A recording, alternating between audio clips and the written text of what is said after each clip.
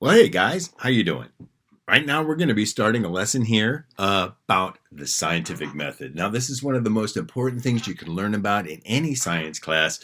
Most times what you'll find when you take a science class, this is what you're going to start out with as a content. It can vary a little different from year to year, from teacher to teacher and things of that sort. But here we go for 2020 online learning. Scientific method. Okay, so please have a piece of paper ready. And if it's white, you gotta write. Okay, anything that's written down on here, I want you to write down on your piece of paper. You can take this as notes and you'll use that to help you answer questions that follow. And also, in my class, when we have a test on this, it'll be open notes and you can use this. You'll have you want a science folder and you want to put these notes in that science folder. So you'll have them to use when we have a test on this. So please title it Scientific Method, okay? So there's the scientific method we're going to be learning about. Now, the steps in the scientific method, you want to write this down. We'll go through it piece by piece. And one thing you'll find, when you're looking at the scientific method, there can be different ways to formulate it. There isn't necessarily one exact way that's always the same, that's always right. And so as teachers, we got to pick and choose exactly how we formulate it. But generally speaking, you got a question you start with. You develop a hypothesis. That's your idea about what you think the answer probably is. And then you devise an experiment to see if your answer is correct. You collect data by doing the experiment. You analyze the data to find out if your hypothesis was right or not. Okay, that's basically the scientific method. And things to keep in mind for the scientific method, not all science happens using this exact methodology at all times. I mean, in broad outline, but sometimes you might have a field biologist goes out there and they're studying, I don't know, the red-winged blackbird. And they were doing population studies and they record how many are there and they're keeping track of it.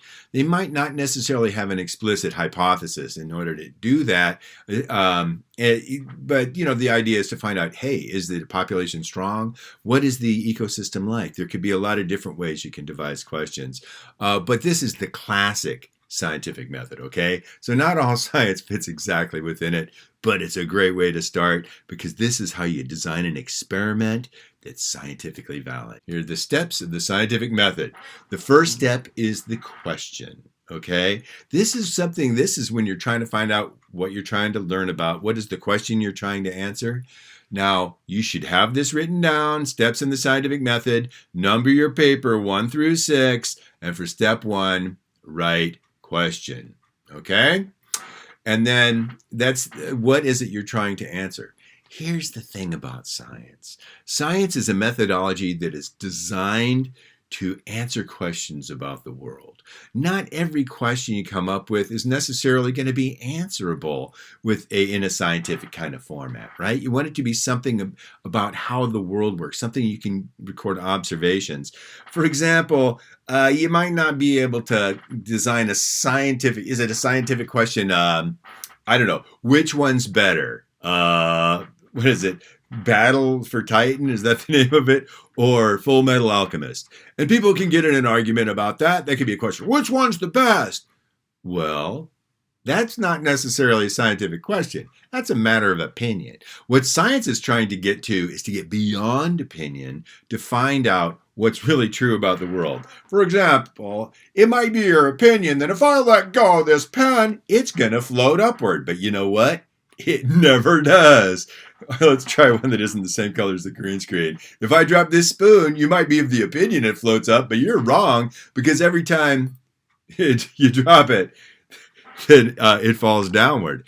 Science tries to get to that thing that always happens. How does the world work? So asking a question about personal opinion isn't necessarily a scientific question. Which one's better? You could make it a scientific question by taking surveys and say, which one do more people prefer? And then you could do surveys. Now, that would be a scientific question, right? Because you can test to see which is actually true in the world and not just, this is what I think, right? So there's a difference between opinion and a scientific findings trying to get beyond opinion. All right, so you should have step 1, question. Step 2 is you form a hypothesis. A hypothesis is a possible answer to your question. You don't know for sure that that's the answer. You're trying to find the answer. If you knew it already, why would you be asking the question? So you think, this is what I think the answer probably is. And that's your hypothesis, okay? Again, not all scientists in the field are explicitly developing hypotheses, but when you really get into the big picture, yeah, like that field biologist studying the red-winged blackbird, the hypothesis might be that the is the population plummeting, right? And their hypothesis might be, yes, it is because of, I don't know, pollution or habitat, disappearing habitats or something like that. So there could be an underlying hypothesis, but your hypothesis is a possible answer to your question. Okay, a lot of times this is kind of confused with prediction, and they're real similar, but really a prediction is what you think will happen in your experiment if the hypothesis is correct. So there's kind of a difference. Prediction's about experimental results. The hypothesis is about the answer to your question, which is about the world. Okay, so anyway, you got a question, hypothesis, and then you design an experiment. An experiment is designed to test your hypothesis to see if you're right or not. Now that's the amazing thing about science. Science is trying to find out if it's right or not, right? See, a lot of times people get locked into their opinion. This is the way it works and nothing's going to change my mind. Science is trying to find out if it's right, so it has to be ready to change its mind if it has better data, if new observations come along that show that their hypothesis is incorrect. They're always trying to test their ideas. Okay, so an experiment is something you do to see if your hypothesis is right. And if your this is the if-then part. If your hypothesis is correct, then you should get a certain result in your experiment, which is the prediction part. Okay, so you got question, hypothesis, experiment.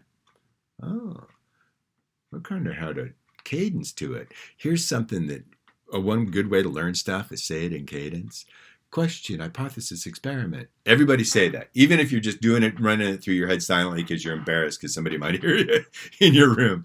I want you to say it out loud, though, if you don't mind. Question, hypothesis, experiment. Okay, if we were in my classroom, you'd be chanting it. It's good learning technique. Okay, now you collect data. You actually conduct your experiment. You make observations. This is the thing about science. It's got to be based on observations of the world, also known as data. Okay, data, sometimes it's in numbers, sometimes it's, you make observations like something is bigger, like a qualitative observation. But please, at this point, you should have these things all written down. I'm going to want you to know this. Question, hypothesis, experiment, data. Question, hypothesis, experiment, data. Cadence.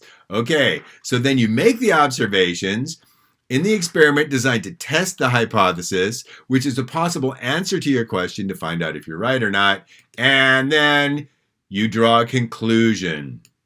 Now, a conclusion is when you analyze your data, did it support your hypothesis or did it refute your hypothesis, also known as falsify your hypothesis? You're finding out if you're right or not.